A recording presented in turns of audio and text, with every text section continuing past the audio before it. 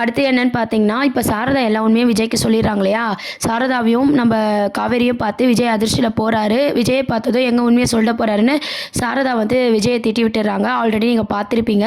விஜயும் என்னடா இது காவேரியும் இப்படி பழச மறந்துட்டா, நம்ம அத்தையும் இப்படி பேசுறாங்களேன்ட்டு போம்போது, பின்னாடி மாப்பிள அப்படின்னு சொல்லி நம்ம விஜய் கிட்ட மன்னிப்பு கேட்குறாங்க. என்ன மாப்பிள நீங்க நல்லா இருக்கீங்களா?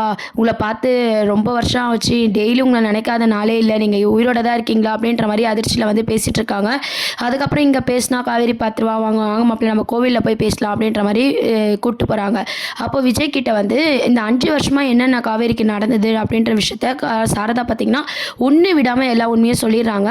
நம்ம விஜய் வந்து எங்கள் தாத்தா பண்ண தப்புக்கு நான் மன்னிப்பு கேட்டுக்கிறேன் காவேரியை வந்து நான் கொஞ்சம் கொஞ்சமாக மாற்றி காட்டுறேன் அப்படின்ற மாதிரி சொல்கிறாங்க. உடனே வந்து சாரதா என்ன நினைக்கிறாங்கன்னா உங்கள் வீட்டில் ஏற்றுப்பாங்களா, என் பொண்ணுக்கு வேறு இப்படி இருக்கே அப்படின்ற மாதிரி சொல்லும்போது எல்லாமே நான் பார்த்துக்கிறேன், என் வீடு வந்து எனக்கு துரோகம் பண்ணிருச்சு, எங்கள் தாத்தா பாட்டி எனக்கே துரோகம் பண்ணிட்டாங்க, என்னை மீறி நடந்த தப்பு நானே சரி பண்ணுறேன் அப்படின்னு சொல்கிறாங்க. அதுக்கப்புறம் பார்த்தீங்கன்னா அம்முவை பற்றிலாம் வந்து நம்ம விஜய் வந்து சொல்ல போகிறாரு. நம்ம சாரதாவும் பார்த்தீங்கன்னா பேத்தி பார்க்குற சந்தோஷத்தில் இருக்க போகிறாங்க. வீட்டுக்கும் கூட்டிகிட்டு வந்து நம்ம விஜய் வந்து காவேரிக்கு தெரியாமல் சாரதாவுக்கு வந்து அவங்க பேத்தியை காட்ட போகிறாங்க.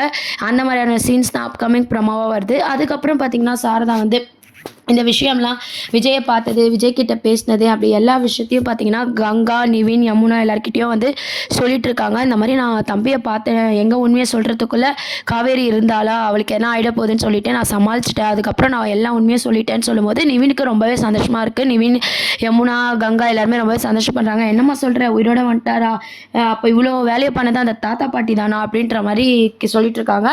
நான் கண்டிப்பாக விஜய் கிட்ட பேசுகிறேன் அதை அப்படின்னு சொல்லி நிவினும் சொல்லிட்டு இருக்காரு. நான் விஜயை பார்த்தே ஆகணும், நான் கண்டிப்பாக விஜய் கிட்ட பேசுகிறேன் அப்படின்ற மாதிரி நிவின் வந்து சொல்லிட்டு இருக்காரு. அதுக்கப்புறம் பார்த்தீங்கன்னா நிவின் வந்து விஜய்க்கு கால் பண்ணுறாரு. கால் பண்ணி இந்த மாதிரி பேச போகிறாங்க. இந்த மாதிரி 5 வருஷமாக வந்து என்ன நினச்சுன்றதை நிவினே சொல்ல போகிறாங்க. நம்ம விஜய் அவர் தரப்பு நாயத்தை சொல்ல போகிறாரு. 2 பேரும் பேசிக்க போகிறாங்க. கொஞ்சம் கொஞ்சமாக காவேரி மாற்றணும், இப்போ வடசெல்லாம் ஞாபகம் வரணும் அப்படின்ற மாதிரி நிவினும் நம்ம விஜயும் வந்து பிளான் பண்ண போகிறாங்க. அதுக்கப்புறம் வந்து அம்முக்கு ஸ்கூலுக்கு டைம் ஆகிடுச்சு, போய் கூப்பிட்டு வரணும்னு சொல்லி விஜய் கிளம்பிட்டு இருக்காரு. அப்போ தாத்தா வந்து எதை பேசும்போது பார்த்தீங்கன்னா தாத்தா மேலே விஜய் ரொம்பவே கோவமாக பேசிகிட்டு இருக்காரு.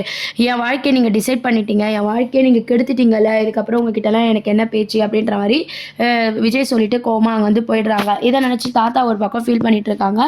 என்ன இது இப்படி மாறிட்டானே விஜய், நம்ம பண்ண தப்பால் நம்ம பேரனே நம்ம கிட்ட பேசலையே அப்படின்ற மாதிரி சொல்கிறாங்க. அது மட்டும் இல்லாமல் விஜய் என்ன கோப்படுறாருன்னா சாரதா கிட்ட அவங்க சொன்னாங்க இல்லையா விஜய் வந்து செத்து இருக்கிறான், சாவ கிடக்குறான் அப்படின்னு சொல்லிட்டு அதை வந்து விஜய் கேட்குறாரு.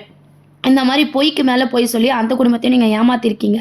இந்த மாதிரி வந்து என் குழந்தைய மட்டும் இல்லாமல் என்னை மட்டும் இல்லாமல் அவங்க காவேரி குடும்பம் மொத்தத்தையும் நீங்கள் இப்படி தான் பண்ணிகிட்ருக்கீங்க, அவங்களுக்கு கடைசி வரையும் நான் உங்களெல்லாம் மன்னிக்கவே மாட்டேன் அப்படின்ற மாதிரி ரொம்ப கோவமாக பேசிகிட்டு இருக்காங்க. ஓ எல்லா உண்மையும் விஜய்க்கு தெரிஞ்சிச்சுன்னு சொல்லி சித்தப்பா ஒரு பக்கம் யோசிக்கிறாங்க. இவங்களை எப்படியே விடக்கூடாதுன்னு சொல்லிட்டு கண்டிப்பாக பார்த்தீங்கன்னா சித்தப்பா வந்து நம்ம பசுபதிக்கு கால் பண்ண போகிறாரு. கால் பண்ணி விஜய் காவேரி சேர போகிறாங்க அப்படின்ற விஷயத்த சொல்ல போகிறாங்க. இதுக்கப்புறம் தான் அப்கமிங் ப்ரோமோவில் நம்ம பசுபதி என்ட்ரி வந்து இருக்க போது. இப்போ விஜய்க்கு வந்து காவேரி கூட சேரவே கூடாதுன்னு சொல்லி பத்துமதி பசுபதி இப்போ அவங்க பையனும் பார்த்தீங்கன்னா அவங்க தரப்பில் வந்து ஃபைட் பண்ண போகிறாங்க. அதையும் மீறி நம்ம விஜய் வந்து எப்படி நம்ம காவேரிக்கு உண்மையை புரிய வைக்க போகிறாங்க, லவ் ப்ரப்போஸ் பண்ண போகிறாங்க, இதெல்லாம் மாதிரியான சீன்ஸ் தான் கொண்டு வருவாங்க. அதுக்கப்புறம் அம்மா பொண்ணோட பாண்டிங்கில் வந்து விஜய் வந்து ரசிக்க போகிறாரு. நம்ம அம்முவை வச்சே பார்த்தீங்கன்னா காவேரி கிட்ட நிறைய டெய்லி பேசுகிற மாதிரியான சீன்ஸ்லாம் கொண்டு வர போகிறாங்க. ஸ்கூல்லேருந்து அம்மாவை கூட்டிகிட்டு வரும்போதும் பார்த்தீங்கன்னா விஜய் இந்த வந்து வெயிட் பண்ணிட்டு இருக்காரு, காவேரியை பார்த்துட்டு போகலாம் அப்படின்னு சொல்லிட்டு. அம்மா பாப்பாக்கே ஒரு கேள்வி இருக்குது, எப்பவுமே டேடி வந்து ஸ்கூல் முடிஞ்சால் கூட்டு போயிடுவாங்க, இப்போல்லாம் ஏன் டேடி வந்து வெயிட் பண்ணுறாங்க அப்படின்னு சொல்லி அம்மாவும் நோட் பண்ணுறாங்க. விஜயும் சமாளிக்கிறாரு.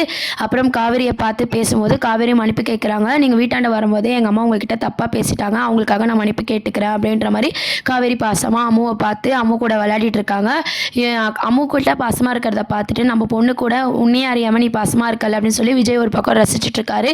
கூடிய சீக்கிரம் உனக்கு எல்லாமே ஞாபகம் வரும் காவேரி, அது வரைக்கும் நான் உன்னை விட்டு கொடுக்க மாட்டேன், நான் உன்னை தேடி வந்துட்டேன் அப்படின்ற மாதிரி விஜய் அவர் மனசுலயே நினைச்சிட்டு இருக்காரு. அதுக்கப்புறம் எல்லாருக்குமே இப்போ உண்மை தெரிஞ்சிச்சு. இந்த சைடு பார்த்தீங்கன்னா சித்தி சித்தப்பா தாத்தாக்கு தெரிஞ்சிருச்சு.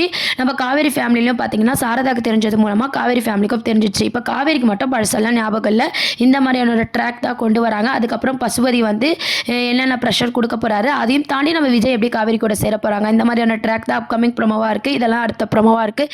இதை பற்றி நீங்கள் என்ன நினைக்கிறீங்க அப்படின்றத கீழே கமெண்ட் செக்ஷன் சொல்லுங்கள். சேனலையும் மறக்காமல் சப்ஸ்கிரைப் பண்ணுங்கள் ஃப்ரெண்ட்ஸ். தேங்க்யூ.